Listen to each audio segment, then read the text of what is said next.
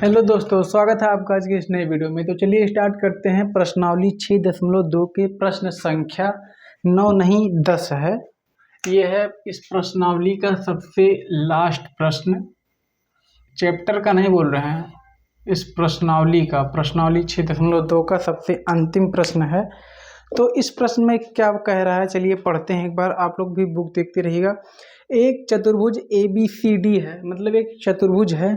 चतुर्भुज आप लोग जानते हैं कि 4 भुजाओं से घिरी हुई आकृति को चतुर्भुज कहते हैं। ABCD के विकर्ण परस्पर बिंदु O पर, मतलब जो चतुर्भुज का विकर्ण है उसका विकर्ण जो है बिंदु O पर प्रतिच्छेद इस प्रकार प्रतिच्छेद करते हैं कि AO बटे में BO बराबर में CO बटे में DO इस प्रकार है। दर्शाना है कि ये समलंब चतुर्भुज है या नहीं।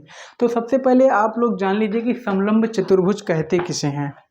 तो समलंब चतुर्भुज होता है जैसे कि दो समांतर रेखाएं हैं, इनके बीच, मतलब कोई चतुर्भुज हो जिसकी दो भुजाएं समांतर क्रम में हो। ये ऐसे भी हो सकती हैं, ये मतलब दो भुजाएं ऐसे समांतर होनी चाहिए, आगे पीछे, मतलब एक बड़ा छोटा नहीं, मतलब दो भुजाएं ऐसे समांतर होनी चाहिए। बस इतना समझ लीजिए। अब समलंब होने के लिए तो बता दिया, और भी कुछ क्वेश्चन में दिया है ज्ञात करने को, मतलब ABCD एक समलंब है। तो हम लोगों को क्वेश्चन में दे रखा है AO बटे BO बराबर में CO बटे DO। तो चलिए इसको सॉल्व करते हैं। हमारा मार्कर जो है पूरा ख़त्म हो चुका है, आज ब्लैक से ही पूरा काम करना पड़ेगा। तो चलिए सॉल्व करते हैं। तो दिया क्या है, ये जो हम लोगों को अब ADB या फिर ABC पे विकर्ण निकालना है। तो विकर्ण निकालने के लिए हम लोगों को रचना करनी पड़ेगी। आप लोग लिख ले को अपने कॉपी या रफ में कि रचना करने पर, रचना कहाँ से करते हैं, यहाँ से, मतलब बिंदु O से रचना करते हैं एक रेखा की रचना करते हैं जो AD को बिंदु E पर काटती है, या बिंदु रेखा AD को बिंदु E पर मिलती है। बस अब देख सकते हैं कि ये जो रेखा है AB के समांतर OE है, AB समांतर EO रचना किया है हमने। अब चलिए एक त्रिभुज उठा लेते हैं, इसमें से हम लोग कौन सा त्रिभुज लेंगे। अब रचना इधर किया है तो इधर को छोड़ के हम लोग DBA त्रिभुज को उठाते हैं। त्रिभुज DBA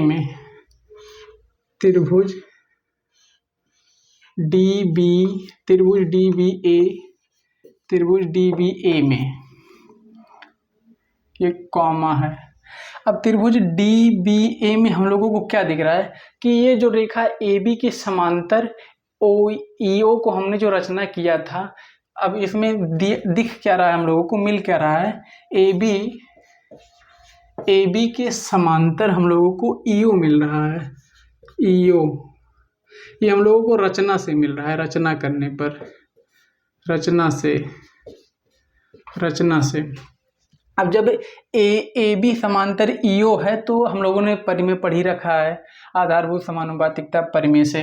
अब हम लोग आधारभूत समानुपातिकता परिमेय से पाते हैं, जब AB समांतर EO है तो AE बटे में ED, इसलिए AE बटे में DE लिख सकते हैं, चाहे ED हम लिख रहे हैं, ED बराबर किसके होगा, BO बटे में OD, BO बटे में DO। तो यहाँ पे भी DE लिख देते हैं हम लोग, DE बराबर में होगा किसके, BO बटे में DO।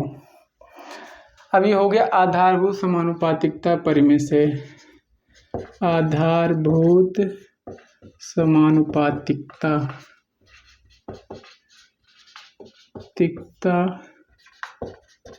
परिमेय से। अब ये हो गया समीकरण नंबर 1। अब हम लोग देख सकते हैं कि हम लोगों को दिया क्या है, ज्ञात क्या है। जब फिगर में देखते रहिएगा, AO बटे में BO बराबर में CO बटे में DO, ये हम लोगों को प्रश्न में दिया है प्रश्न में। ये सब लिखते चलिएगा, क्योंकि ये सब आदत आपको सुधारनी है। प्रश्न पेपर में ऐसे ही लिख के आएंगे, तब बढ़िया नंबर उठेगा। अब आप लोग देख सकते हैं कि अब इसमें हम लोगों को कुछ कॉमन दिख रहा है, ए बटे में डी। अब यहाँ पे CO बटे में DO है, और यहाँ पे जो हम लोगों को मिला है BO बटे में DO। अब एक चीज़ हम लोगों को क्रॉस मल्टीप्लाई कराएंगे। क्रॉस मल्टीप्लाई कराएंगे तो हम लोगों का ये DO जो है यहाँ पे चला जाएगा, और AO जो है यहाँ पे चला आएगा। तो चलिए इसका क्रॉस मल्टीप्लाई कराते हैं। क्रॉस मल्टीप्लाई कराएंगे तो DO जो है यहाँ चला जाएगा, DO को ले जाएंगे ऊपर, DO बटे में DO बटे में हो जाएगा हम लोगों का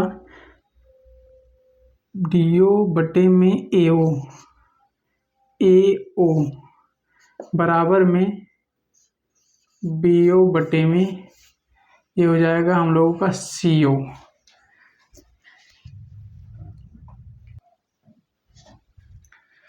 यहाँ पे पिछले क्वेश्चन में भी हम लोगों ने क्या किया था, सिर्फ एक ही का प्लेस चेंज किया था। यहाँ पे BO बटे में DO, ये जो है हम लोगों ने पिछले क्वेश्चन में क्या किया है उसका सेम उल्टा है इसमें भी।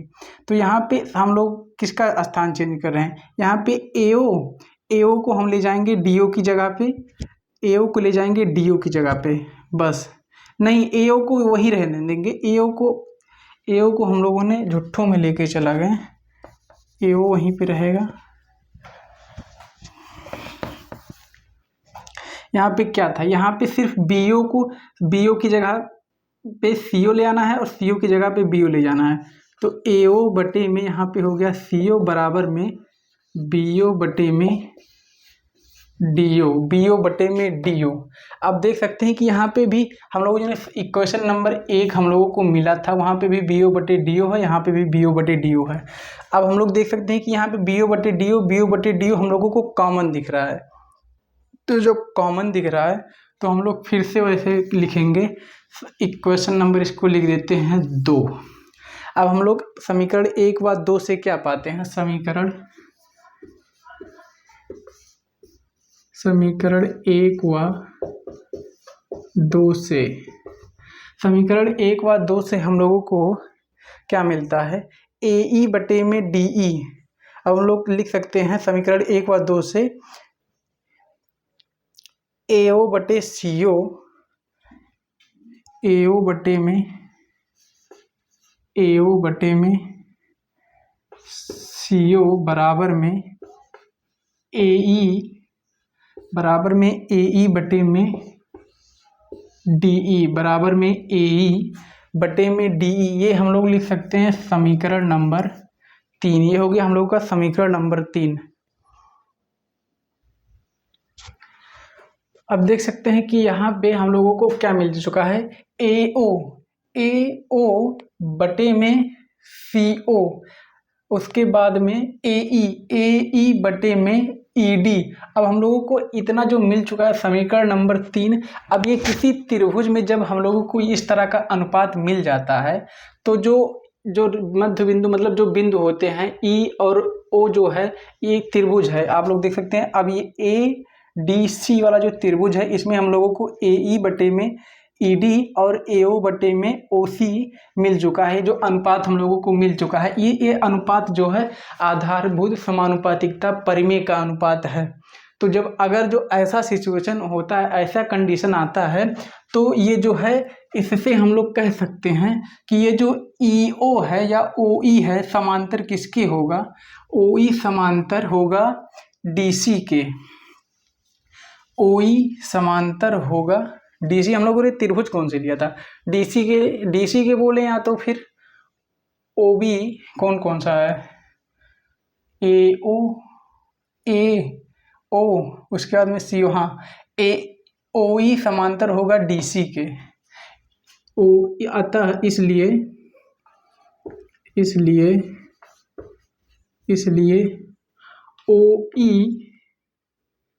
OE समांतर होगा CD के, OB समांतर ओ बी समांतर होगा सी डी, ओ बी समांतर सी डी। अब लोग जब देख सकते हैं कि ओ ई समांतर सी डी आ गया, हम लोगों का ये रेखा और ये रेखा हम लोगों का समांतर आ गया।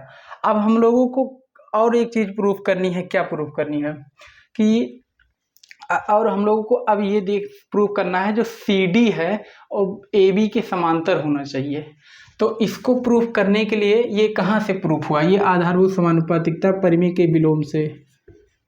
आधारभूत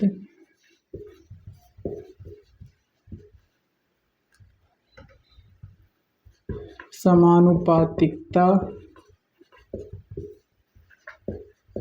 परिमेय के विलोम से।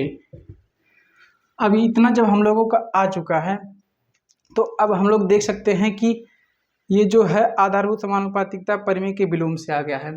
अब हम लोगों ने रचना क्या किया था? रचना किया था ए बी समांतर ईओ। जो हम लोगों ने रचना किया था उस रचना के आधार पर जब सी डी समांतर ईओ है, तो जब ये ए बी समांतर ईओ हम लोगों ने रचना किया था, तो जब ये दोनों समांतर हैं तो ये हम लोगों ने रचना ही किया था इसके समांतर। तो अब हम लोगों को मिल चुका है। अतः ओ ई समांतर या ईओ समांतर ए बी ये हम लोगों ने रचना ही किया था। ए बी ये हम लोगों का कहाँ से मिला? रचना से। अब हम इसको यहाँ पे ईओ कर देते हैं। ईओ। अब देख सकते हैं कि ये जो है हम लोगों का समीकरण नंबर 4 मान लेते हैं, इसको मान लेते हैं समीकरण नंबर 5।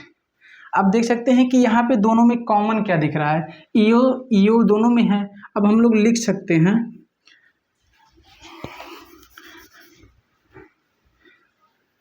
अतः नहीं भाई, इसको लास्ट में जब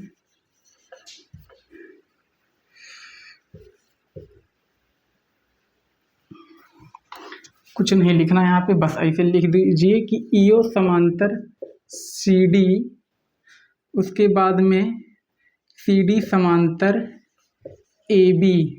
ये कैसे? समीकरण 1 व 2 से, समीकरण 4 व 5 से, समीकरण 4 व 5 से। देखिए ईओ कॉमन है दोनों में। अब हम लोगों का सिद्ध क्या हो चुका? जैसे कि सी डी समांतर ओ ई समांतर ए बी या बी ए। अब लोग लिख सकते हैं अतः ये जो क्या आ गया, ए बी समांतर आ गया सी डी के, या फिर डी सी लिख सकते हैं। ए बी समांतर सी डी है। ये हम लोगों का जब ई डी आ गया। अब समलंब हम लोगों को सिद्ध करना है। हम लोगों ने वीडियो के स्टार्ट में ही पढ़ा है कि अगर जो किसी कोई चतुर्भुज है उसके 2 रेखाएं समांतर हैं तो वो समलंब है। तो अब हम लोग को देख सकते हैं कि ए बी, ये रहा हमारा ए बी, उसके बाद में ये है हम लोगों का सी डी और ये है हमारा सी डी। ये जो है इसके समांतर आ गया। ये समांतर, इसको आप लोग छोड़ लीजिए। अब आप लोग देख सकते हैं ये समांतर आ गया। तो समलंब का यही नियम है कि किसी चतुर्भुज के 2 रेखाएं समांतर होनी चाहिए तो वो समलंब चतुर्भुज होता है। तो हम लोगों का 2 रेखाएं जो है समांतर आ चुकी हैं। तो अब हम लोग लिख सकते हैं इति सिद्धम, हम लोगों का सिद्ध हो गया है।